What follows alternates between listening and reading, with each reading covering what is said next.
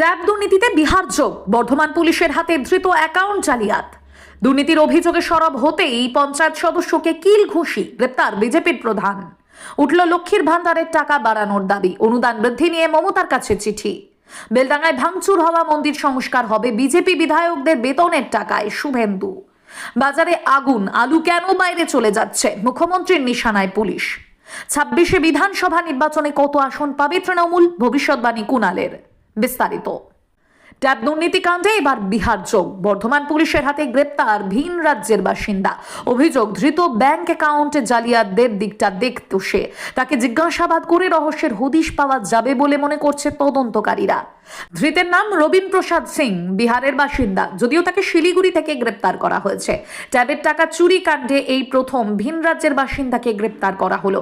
প্রযুক্তির মাধ্যমে ব্যাংকের জালিয়াতির বিষয়টি সে দেখত বলেই খবর। তাকে জিজ্ঞাসাবাদ করে কেলেঙ্কারির বাকিদের হদিশ পাওয়া যেতে পারে বলে মনে করছে তদন্তকারীরা। এ নিয়ে বর্ধমান পুলিশের হাতে গ্রেপ্তার হলো 5 জন। এদিকে এই দুর্নীতি কাণ্ডে চাঞ্চল্যকর তথ্য মিলেছে।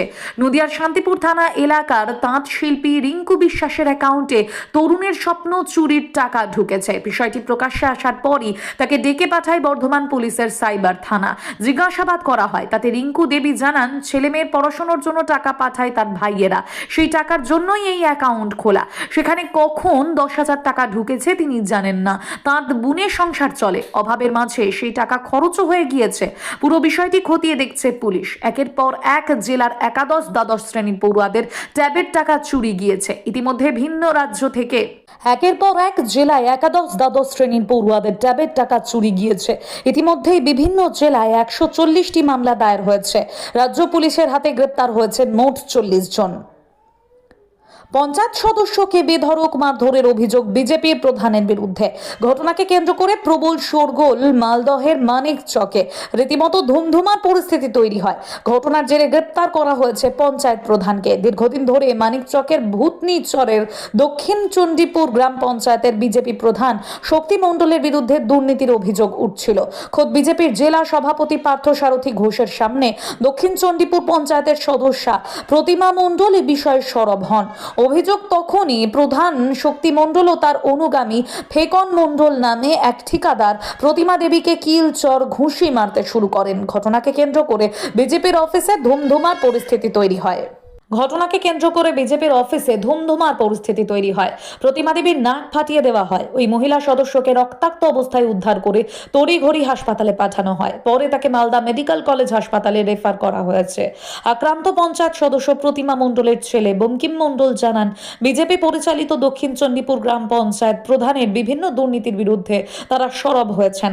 প্রশাসনিক মহলেও অভিযোগ জানিয়েছেন। সেই কারণে বিজেপির জেলা নেতৃত্ব তাদের মানিকচক বিজেপি কার্যালয়ে আলোচনায় ডেকেছিলেন। চেয়েছিল বিষয়টি মিটিয়ে ফেলতে, সেখানেই অশান্তি। এ বিষয়ে বিজেপি জেলা সভাপতি পার্থসারথী ঘোষ বলেন, মীমাংসার জন্য বসা হয়েছিল। মারপিটের মতো কোনো ঘটনা ঘটেনি। যে সামান্য ঘটনা ঘটেছে তা দলীয়ভাবেই মিটিয়ে ফেলা হবে।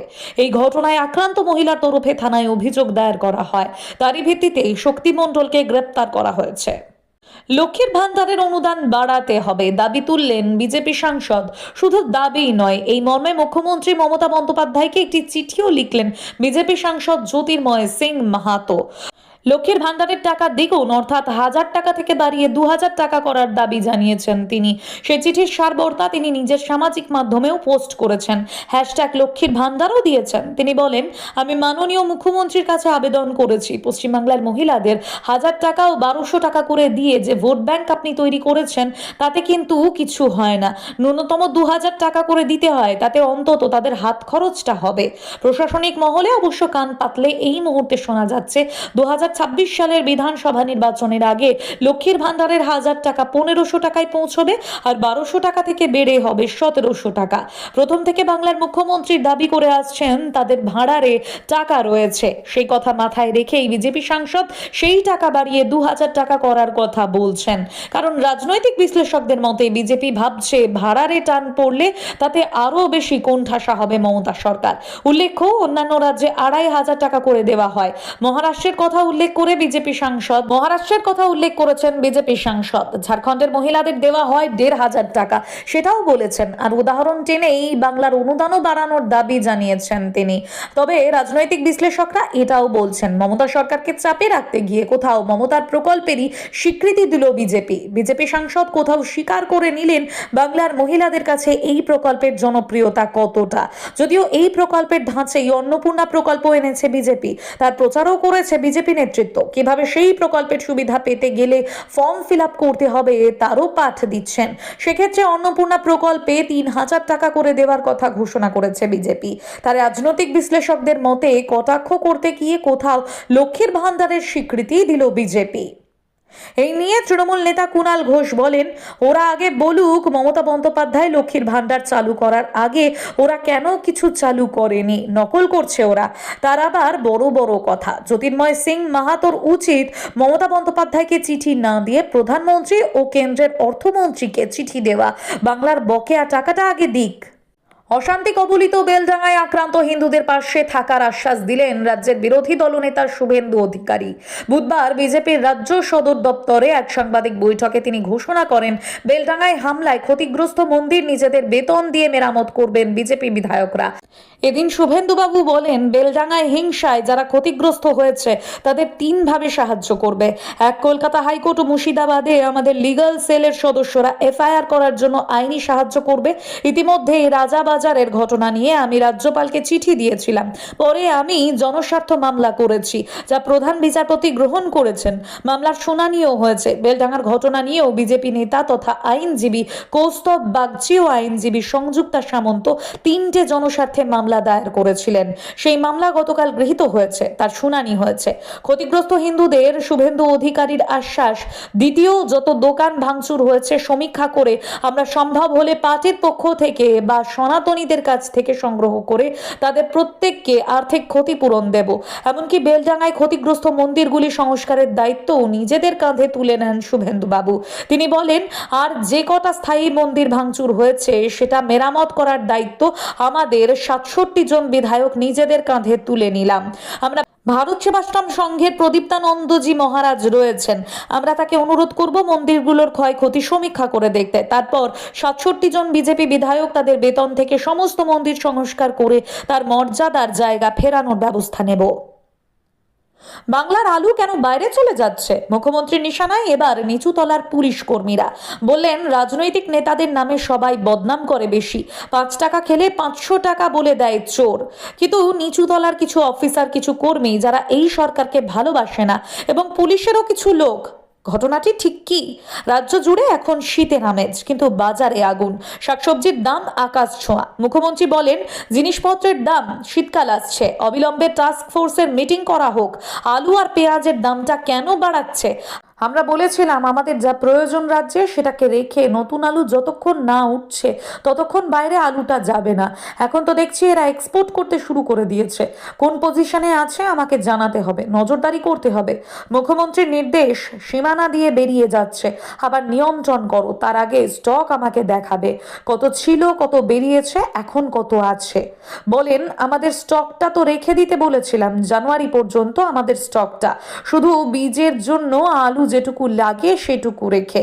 কেন এটা হলো? আমাকে কেন জানানো হলো না?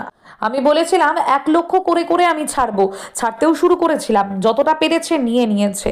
এদিনের বৈঠকে প্রথমে উপস্থিত ছিলেন না রাজ্য পুলিশের ডিজি রাজীব কুমার। তাকে ডেকে পাঠান মুখ্যমন্ত্রী। ডিজিকে বলেন, হয়তো তুমি চেষ্টা করো, কিন্তু স্থানীয় পুলিশ সহযোগিতা করছে না। সবাইকে বলছি না আমি, একাংশ রাজনৈতিক নেতাদের নামে সবাই বদনাম করে বেশি। 5 টাকা খেলে 500 টাকা বলে দেয় চোর।